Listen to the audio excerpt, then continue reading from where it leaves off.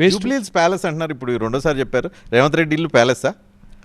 మరి ఆ ప్యాలెస్ నుంచే నడుస్తుంది రాష్ట్ర ప్రభుత్వం, అక్కడి నుంచి మామూలుగా 4 bedroom హౌస్ అని అన్నారు. ఏం నాకు తెలియదండి, నేను ఎప్పుడు పోలేదు. పోయి మీరు ఎప్పుడైనా పోయి నేను విష్ చేయడానికి ఒకసారి వెళ్ళాను, నేను ఒకేసారి వెళ్ళాను. అదృష్టవశాత్తు నేను అది 4 bedroom హౌస్ లాగే ఉంది, అందుమించి ప్యాలెస్ అయితే కనిపించలేదు. మీరు దయచేసి ఒకసారి సరిగా చూడండి. మరి నాకైతే నాకు నిన్న ఎవరు చెప్పారంటే రేవంత్ రెడ్డి గారు మొదలు సెక్రటేరియట్కి రాగానే లంకె బిందెలు ఉంటాయనుకొని వచ్చారంట. లంకె బిందెలు లేవు, మరి అందుకే తెలంగాణ తల్లి తల మీద నుంచి కిరీటం కొట్టేశారు, ఆభరణాలు కొట్టేసినట్టున్నారు, కాళ్ళకు మట్టెలు కూడా కొట్టేసినట్టున్నారు. ఇక లాభం లేదు, సెక్రటేరియట్లో కూర్చుని ఏం లాభం లేదు, వాస్తు బాగాలేదని చెప్పి అక్కడికి వెళ్ళిపోయి ప్యాలెస్ నుంచి నడుపుతున్నారని చెప్తున్నారు. మమ్మల్ని ఏమో work from home, farm house CM అన్నారు. మరి ఆయన ఎందుకు జూబ్లీహిల్స్లో ఇంట్లోంచి నడుపుతున్నాడు ప్రభుత్వాన్ని? నేను అనేది ఏమంటే, నువ్వు రా రా రా అంటే రా, సెక్రటేరియట్కి రా, లగచర్లకి రా, హైదరాబాదితుల కాడికి రా, మూసీ కాడికి రా, అసెంబ్లీకి రా.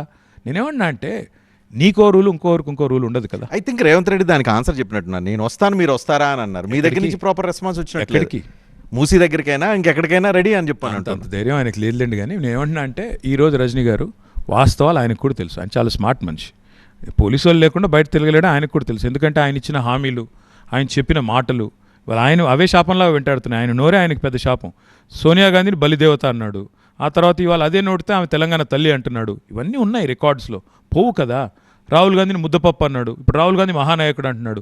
ఈయన పార్టీ మారినంత మాత్రాన అన్నీ మారిపోతాయి అభిప్రాయాలు. ఆయన అభిప్రాయం మారొచ్చు, ప్రజల అభిప్రాయం ఎందుకు మారుతుందని నాకు తెలియక అడుగుతా.